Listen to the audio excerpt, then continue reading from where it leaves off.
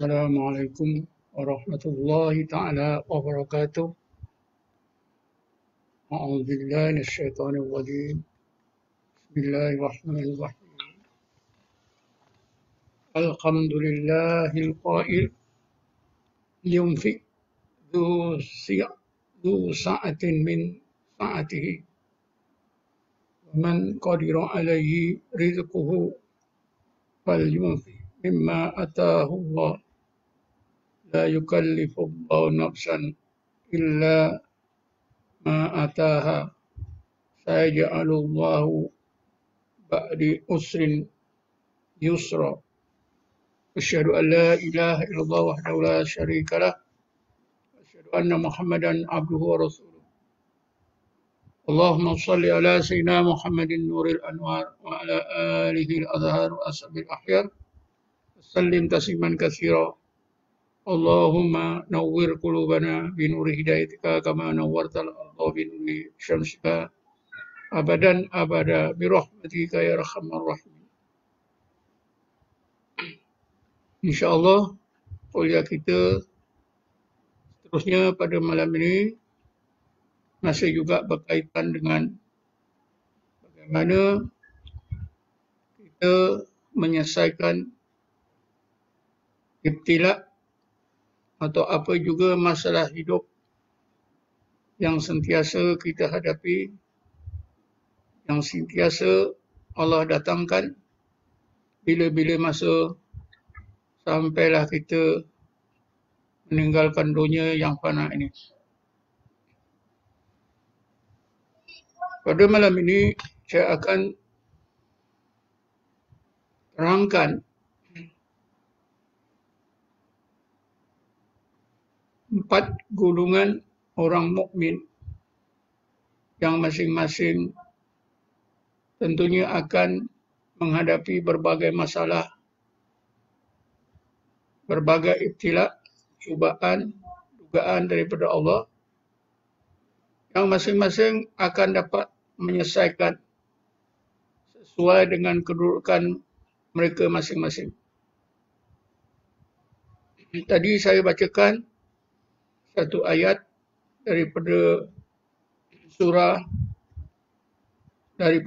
Talaq ayat yang 7 yang bermaksud hendaklah orang yang Allah luaskan rezekinya membelanjakan hartanya setakat yang Allah kurniakan itu.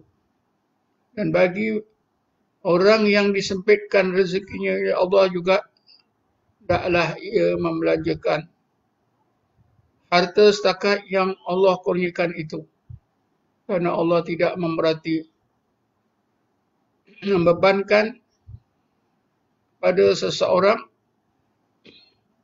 untuk membelanjakan harta kecuali apa yang telah dikurniakan oleh Allah kepadanya. Walaupun ayat ini berkaitan dengan masalah menyelesaikan keperluan hidup harian, iaitu orang kaya, cara kayanya, dan orang miskin mesti menyelesaikan masalah kehidupan mereka, cara kemiskinannya. Bagaimanapun, di dalam ayat ini ada tersirat isyarat daripada Allah yang jelas, iaitu kalau masalah kehidupan harian mesti diselesaikan mengikut keadaan, kemampuan seseorang individu masing-masing. Maka begitulah cara orang mukmin menyelesaikan apa juga masalah, apa juga dugaan, apa juga ibtila, cubaan daripada Allah, hendaklah mengikut iman, mengikut ilmu iman yang masing-masing telah dikurniakan oleh Allah Subhanahu wa taala. Di dalam konteks ini, maka kita boleh lihat orang mukmin dipandang dari sudut iman di dalam hati dan juga ilmu. Mereka terbagi kepada 4 golongan.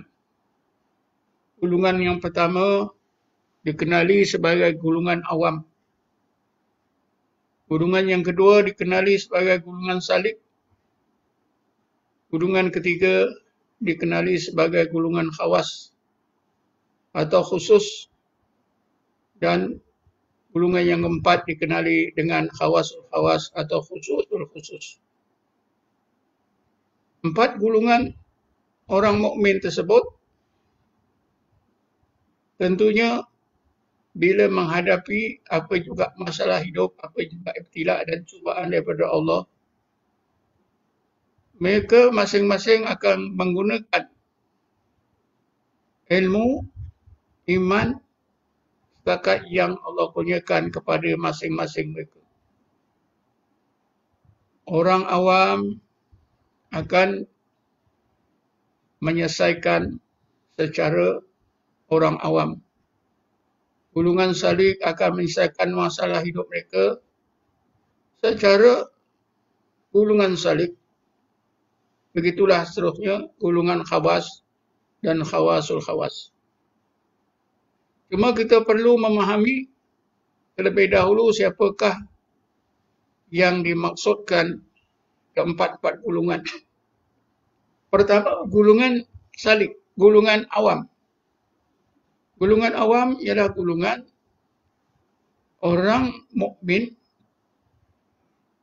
yang hatinya belum diubah oleh Allah. Masih berada dalam keadaan lalai, ghaflah. Belum diubah oleh Allah Subhanahu wa taala. Belum dihidupkan oleh Allah dan belum diberi cahaya yang khusus oleh Allah Subhanahu wa taala. Orang awam biasanya ilmunya pada akal. Imannya walaupun sudah ada sedikit sebanyak dalam hati, tapi imannya lebih banyak pada akal.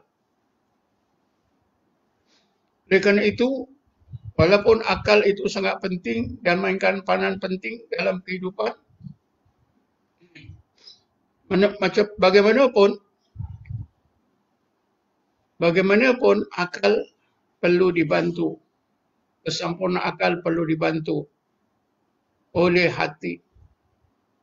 Cahaya ilmu, cahaya iman pada akal perlu diterangkan, diterang-benerangkan oleh cahaya ilmu dan iman di dalam hati.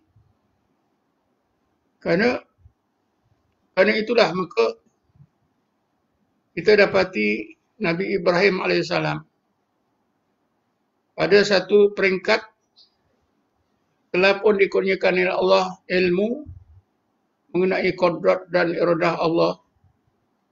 Sehingga beliau beriman bahawa Allah dengan kodrat iradahnya boleh menghidupkan orang yang mati.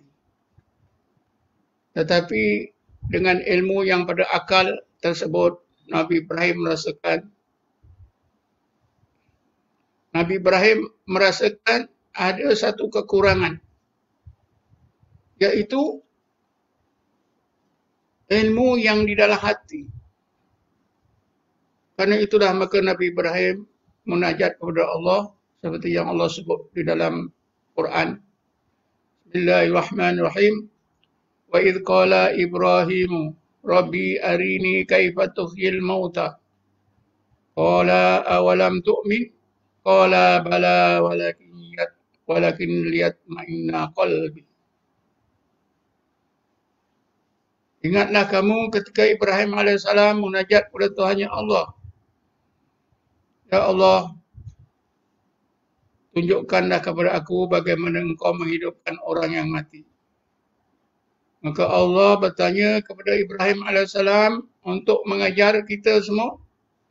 Kerana Allah Maha mengetahui Wahai Ibrahim, adakah engkau tidak beriman bahawa aku berkuasa menghidupkan orang yang mati? Ibrahim alaihissalam menjawab, Ya Allah, aku telah pun beriman. Kerana aku telah pun kau kurniakan ilmu pada akal aku tentang kodrat dan iradahmu. Maka dengan ilmu ya tentang kodrat dan iradahmu itu aku percaya, aku beriman bahawa engkau berkuasa menghidupkan orang yang mati. Tetapi ya Allah, kalau engkau tunjukkan bagaimana engkau menghidupkan orang yang mati, maka dapatlah menjadikan hatiku ini mutmainnah. Jadi kisah Nabi Ibrahim tersebut jelas bahawa seseorang mukmin tidak memadai dengan ilmu dan iman yang pada akal semata-mata, tapi perlu ilmu dan iman pada akal itu ditingkatkan ke dalam hati, seperti yang diceritakan di dalam ayat yang tersebut. Maka kerana itulah Allah Subhanahu Wa Taala perintahkan Nabi Ibrahim supaya memelihara 4 ekor burung yang berlainan jenis sehingga menjadi jinak, sejinak-jinaknya disuruh terbang-terbang, dipanggil datang, maka burung-burung itu datang. Lalu pada satu ketika burung-burung itu diperintah oleh Allah supaya bunuh, dicincang halus dan ditaburkan ke merata tempat. Selepas itu Nabi Ibrahim panggil burung-burung itu, maka burung-burung itu terbang hidup semula. Tapi pemikiran kita janganlah tertumpu pada burung yang sudah dicincang halus hidup semula. Apa yang perlu kita tumpukan, pemikiran kita perlu tumpukan ialah bagaimana Allah Subhanahu Wa Taala, bagaimana Allah Subhanahu Wa Taala hidupkan hati Nabi Ibrahim, diberi cahaya yang khusus ke dalamnya, diperlihatkan tanda-tanda kekuasaan Allah, kewujudan Allah, kesemuanya Allah yang tersirat dalam kejadian tersebut dan dalam seluruh kejadian. Jadi itulah maka Allah berfirman seterusnya, wa kadzalika nuri Ibrahim malakutas samawati wal ard wal yakuna minal muqinin. Demikianlah kami perlihatkan dalam pandangan hati Ibrahim alaihissalam, dalam basirah atau pandangan hati Ibrahim alaihissalam, rahsia-rahsia Allah di alam malakut yang di langit dan di bumi, supaya Ibrahim alaihissalam menjadi salah seorang muqinin. Kalimah muqinin berasal daripada muqinun, mufradnya muqinun, muqinani, muqinina, muqinuna. Orang-orang yang diberi ilmu yakin oleh Allah dikenali sebagai golongan muqinin. Ini berarti Allah telah tingkatkan ilmu dan iman Nabi Ibrahim daripada akal ke dalam hatinya.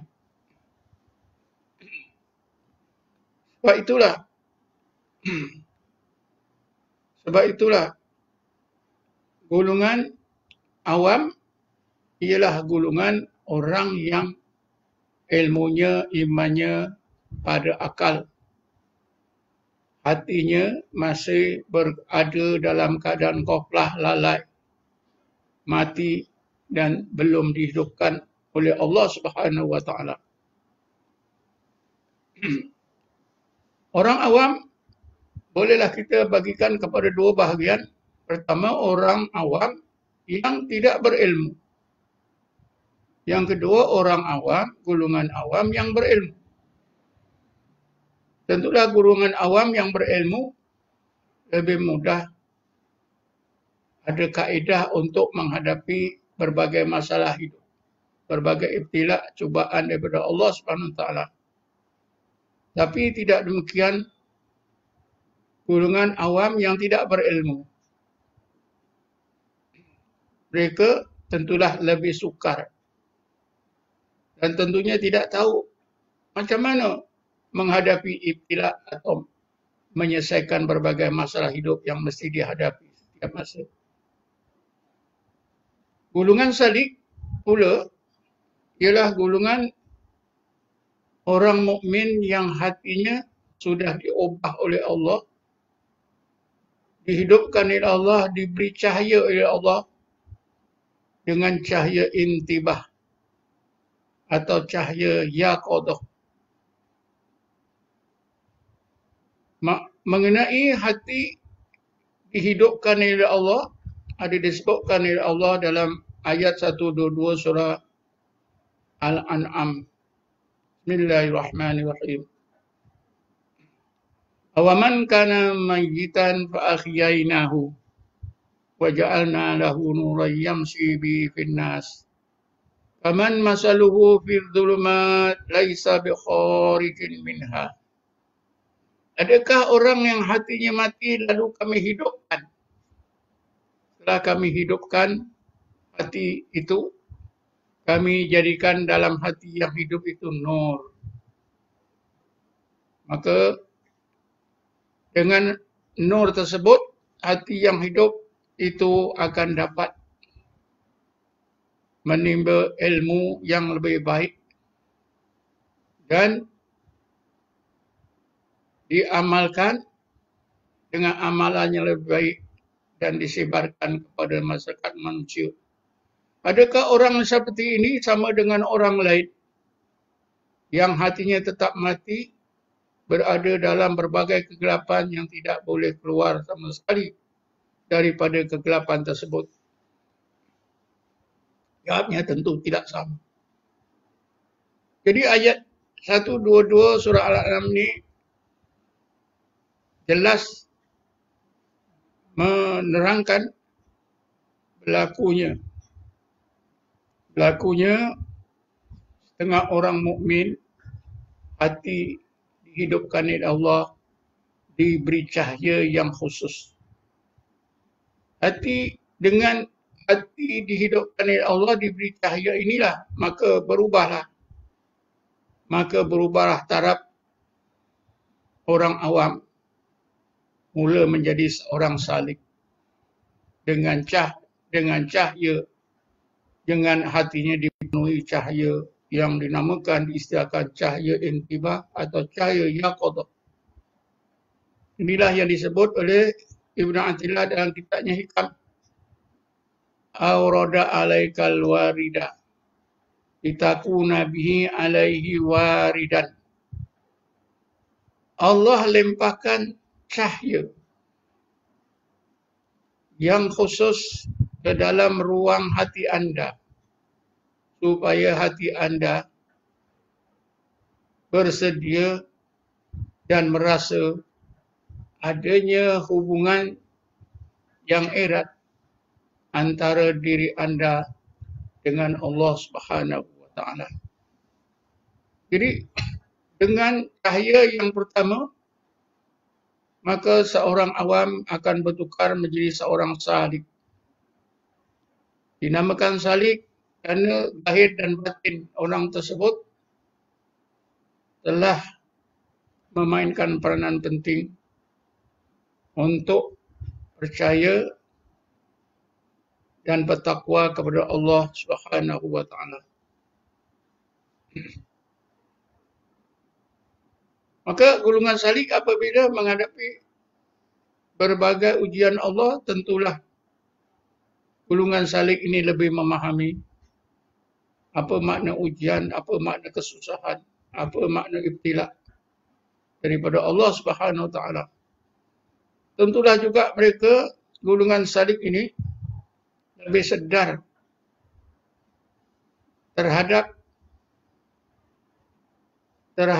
uluhiyah dan rububiyah Allah SWT, terhadap sifat-sifat keagungan dan sifat-sifat kesempurnaan Allah terhadap jalal dan jamalullah, terhadap senang maupun susah, terhadap rahmat maupun balak.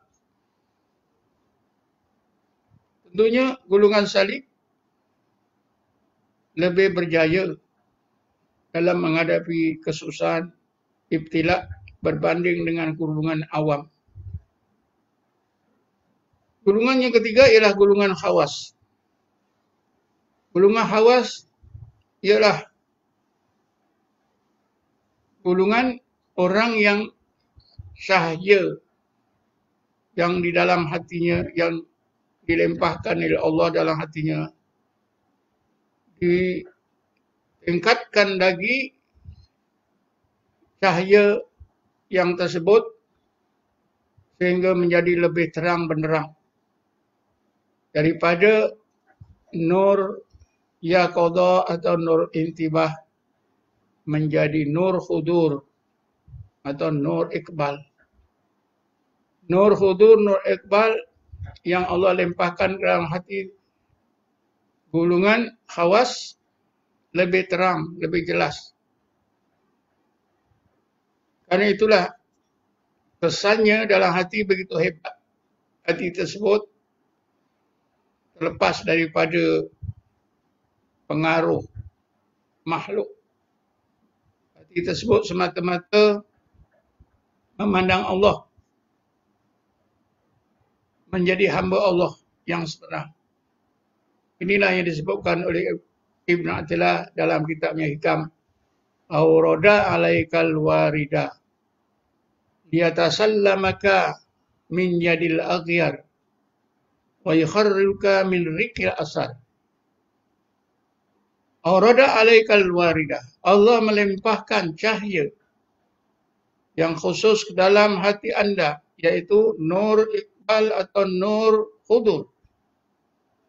Yatasallamaka min yadil aghyar, untuk menyelamatkan hati anda daripada pengaruh makhluk. Aghyar adalah makhluk. Wa yukharriruka min rikil asar, dan memerdekakan hati anda daripada diperhamba oleh makhluk.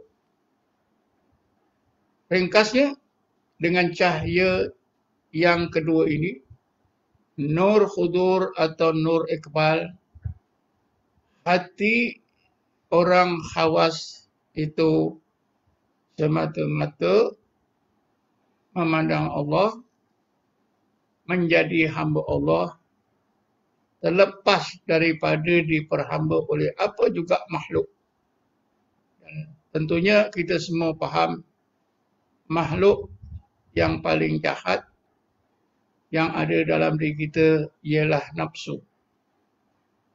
Jadi berarti orang tersebut sudah terlepas daripada pengaruh nafsunya, daripada pengaruh syaitan, pengaruh apa saja. Semata-mata hatinya menghadap Allah Subhanahu wa ta'ala. Tentulah orang khawas bila menghadapi apa juga masalah lebih senang. Sebab dalam hatinya hanya Allah. Yang mereka mahu Allah. Inilah yang disebut dalam Quran pada sahabat Nabi Muhammad SAW. Bismillahirrahmanirrahim. Yada'una rabbahum bil ghadati wal asyi yuriduna wajha. Mereka itu ingat dan menyebut dan ingat nama Tuhan mereka Allah sepanjang hari, siang dan malam. Yang mereka mahu Allah saja. Jadi golongan khawas bila menghadapi ibtila, menghadapi kesusahan, menghadapi apa juga masalah zahir dan batin, masalah kejiwaan, lebih mudah untuk menyelesaikannya dan lebih berjaya. Akhir sekali, golongan khawasul khawas. Golongan khawasul khawas ialah golongan orang khawas yang cahaya yang di dalam hatinya ditingkatkan oleh Allah ke tingkat yang tertinggi dan terakhir. Yaitu ditingkatkan daripada nur iqbal, nur fudur kepada nur al-wisal. Cahaya dalam hati yang menyampaikan hati itu kepada hakikat Allah Subhanahu wa taala. Ibnu Athaillah menjelaskan dalam kitabnya Hikam dengan katanya, aurada alaikal warida liyukhrijuka min sijni wujudika ila fadai syuhudika. Allah melimpahkan nur al-wisal ke dalam ruang hati anda supaya dapat mengeluarkan hati anda daripada penjara wujud diri sehingga berada di lapangan yang luas musyahadah hati anda, roh anda terhadap berbagai rahsia Allah yang tidak ada batasannya. Ini berarti orang khawasul khawas telah disampaikan oleh Allah kepada hakikat ihsan. Seperti yang Allah sebut di dalam hadisnya. Hadis yang terkenal. Al-ihsan an ta'budallaha ka'annaka tarahu. Illam takun tarahu fa innahu yaraka. Ihsan itu ialah anda beribadat kepada Allah seolah-olah anda melihatnya. Jika anda tidak melihatnya lagi, maka anda akan terasa Allah sentiasa melihat, memantau, mengetahui, mendengar bisik-bisik hati anda. Menurut seorang ahli hadis yang terkenal, Ibnu Rajab Al-Hambali, yang meninggal dunia tahun 816 Hijrah. Dalam kitabnya Jamil Usul wal Hikam, bahawa apabila seorang mukmin disampaikan Allah ke tingkat ihsan, berarti orang tersebut di tingkat ihsan itu akan melalui dua tahap dalam hubungannya dengan Allah Subhanahu wa taala. Tahap yang pertama ialah semasa berada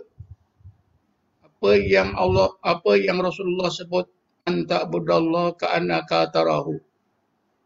Anda beribadat kepada Allah seolah-olah melihatnya. Ketika tahap yang pertama ini, orang tersebut dikurniakan oleh Allah peningkatan ilmu, iaitu daripada ilmu kepada makrifah. Orang tersebut telah dilimpahkan terus ke dalam hatinya makrifatullah. Maka orang tersebut boleh kita kenali sebagai arif billah. Tetapi oleh kerana orang tersebut berada dalam keadaan fana, seseorang yang berada dalam keadaan fana saja yang akan merasa seolah-olah melihat Allah. Kerana maksud seolah-olah melihat Allah itu bukan melihat Allah, tapi merasakan kewujudan Allah yang sangat jelas. Kerana itulah maka ketika itu difanakan oleh Allah. Seorang yang difanakan oleh Allah berada dalam keadaan seolah-olah melihat Allah. Ketika itu Allah limpahkan dalam hatinya ma'rifatullah. Tapi ada kekurangannya.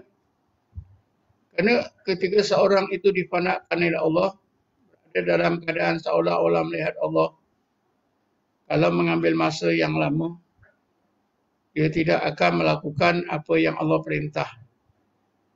Kerana itulah kata Ibnu Rajab Hambali, orang tersebut dari sudut kehambaannya masih ada kekurangannya. Maka kata Ibnu Rajab Hambali, orang tersebut bolehlah dikenali sebagai al-arif billah nakis. Arif nakis. Arif artinya orang yang dikurniakan Allah ma'rifah. Nakis artinya sifat kehambaannya tidak sempurna. Karena orang yang difanakan biasanya tidak melakukan perintah Allah. Tapi tidak salah. Tahap yang kedua ialah apa yang Rasulullah sebut di hujung hadis tersebut. In lam takun tarahu fa innahu yaraka. In lam takun tarahu, Rasulullah menegaskan sekiranya Anda tidak terasa lagi seolah-olah melihatnya. Ini bermaksud anak yang dilalui oleh orang tersebut akan berakhir. Bila banak berakhir, maka Allah tingkatkan ke tingkat yang lebih tinggi. Fa'inam takun tarahu fa'innahu yaraka. Peringkat yang kedua ini, peringkat yang tinggi inilah peringkat baqa' billah. Peringkat baqa' billah. Maka di peringkat yang kedua, peringkat baqa' billah. Sifat kehambaan orang tersebut jadi sempurna. Orang tersebut dikurniakan ya Allah ma'rifatullah dan sifat kehambaannya sempurna. Maka kata Ibnu Rajab Hambali, orang tersebut bolehlah dikenali dengan gelaran Arif Al-Kamil atau Insanul Kamil, sebagaimana setengah kita selalu dengar. Insanul Kamil. Jadi orang khawasul khawas itu adalah orang yang sampai ke tingkat ihsan, menjadi seorang muhsin. Bila menjadi seorang muhsin, maka orang tersebut dikurniakan oleh Allah rahmat sebanyak-banyaknya. Kerana Allah Subhanahu Wa Taala berfirman di dalam Quran ayat 56 surah Al-A'raf, Inna rahmatallahi qaribum minal muhsinin. Sesungguhnya rahmat Allah itu sangat hampir kepada golongan muhsinin. Dan apabila menjadi seorang muhsin, berarti juga orang tersebut telah dikurniakan oleh Allah 4 perkara. Bagaimana yang Allah sebut dalam ayat 112 surah Al-Baqarah. Bala man aslama wajhahu lillah wa huwa muhsinun falahu ajruhu inda rabbih wala khaufun alaihim wala hum yahzanun. Bahkan orang yang benar-benar menyerahkan diri dan batin sepenuhnya menjadi hamba Allah sebaik-baiknya. Ini apabila sampai tingkat ihsan. Orang tersebut pertama boleh menyerahkan diri dan batin menjadi hamba Allah sebaik-baiknya. Wa huwa muhsinun. Padahalnya dia seorang muhsin. Kerana sampai tingkat ihsan.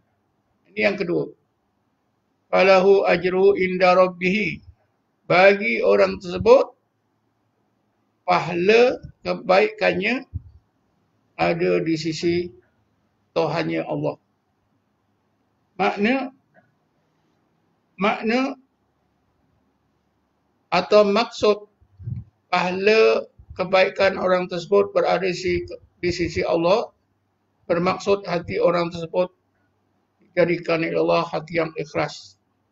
Kerana amalan orang yang berhati ikhlas tak dapat dicatat oleh malaikat dan tak dapat diketahui oleh syaitan. Kerana itulah disimpan oleh Allah sendiri. Hadis kursi menyebutkan al-ikhlasu sirrun min asrari auda'tu fi qalbi man ahbabtu min ibadi. Fala yatla'u malakun fayuktabahu wala syaitanun fayuksidahu. Ikhlas adalah satu rahsia dari berbagai rahsia aku yang aku letakkan dalam hati orang-orang yang aku kasih dari kalangan hamba-Ku. Tidak dapat diketahui oleh mana-mana malaikat, maka tak ada malaikat yang boleh menuliskan kebaikan orang yang berhati ikhlas.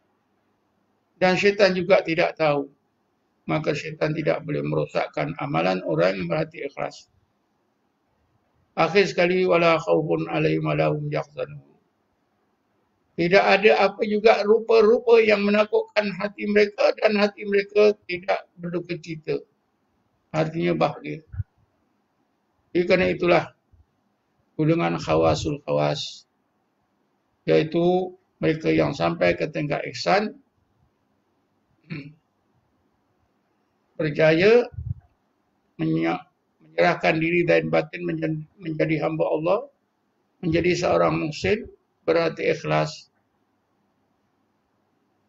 Seluruh hidupnya tidak ada apa juga yang mendukacitakan, yang menakutkan, dan hatinya sentiasa bahagia. Jadi kerana itulah orang khawasul khawas tersebut dapat kita lihat dengan jelas yang akan berjaya menghadapi apa juga masalah hidup, apa juga ibtila daripada Allah Subhanahu wa taala. Jadi tuan-tuan dan puan-puan, masing-masing bolehlah cek hati masing-masing. Tuan-tuan, adakah seorang awam atau seorang salih atau seorang yang termasuk dalam golongan khawas atau khawasul khawas? Kalau tuan-tuan pernah dikurniakan oleh Allah dihidupkan hati kerana membanyakkan zikir, zikir yang dipimpin oleh seorang syekh yang mursyid, sehingga hati tuan-tuan hidup diberi cahaya. Sekurang-kurangnya cahaya yang pertama, cahaya intibah. Lama kelamaan Allah tingkatkan cahaya tersebut menjadi cahaya khudur dan mungkin diakhiri dengan cahaya wisal. Kita disampaikan oleh Allah ke tingkat ihsan. Maka berarti kita menjadi seorang khawasul khawas, seorang muhsin, seorang yang beriman seperti yang digambarkan oleh Allah dalam ayat 112 surah Al-Baqarah. Menjadi hamba Allah yang bila beramal, amalnya menjadi amalan yang terbaik. Apa ya?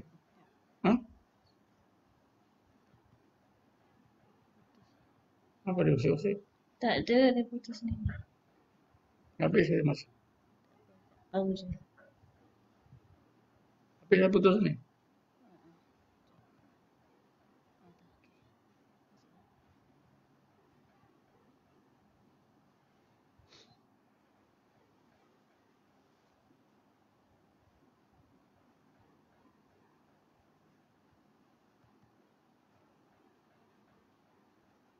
Lain.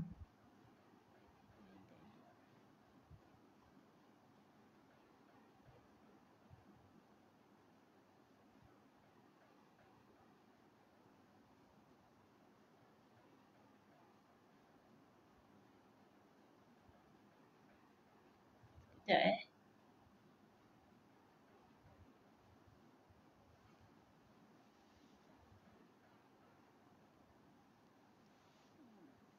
Gambar gelap macam mana? Sekejap tuan-tuan duduk tegak. Ada. Ada gambar.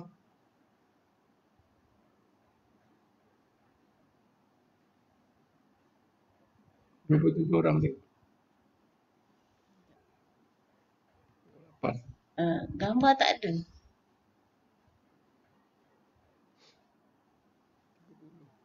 Gambar tak ada.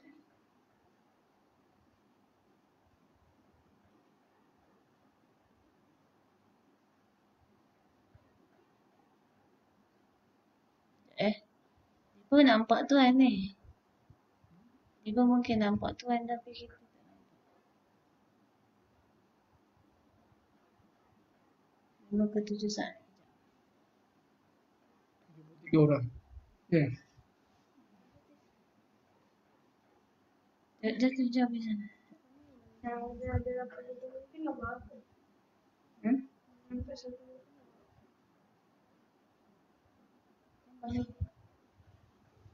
Aku nak semuanya sedang.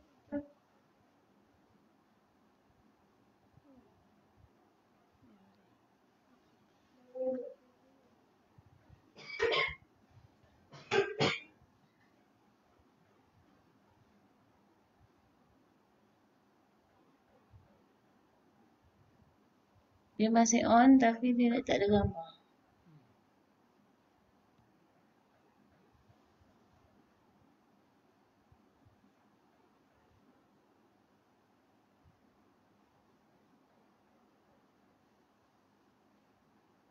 Apa nak buat?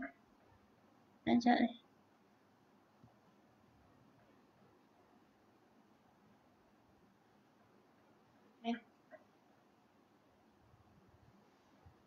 Report aku. Tuan tak nampak? Report lah. Tuan Buat tak keluar. Buatlah dulu. Nanti dulu nanti. Sekejap. Dia berkata okey. Nampak? Cuba tuan sambung balik. Nampak ke tu?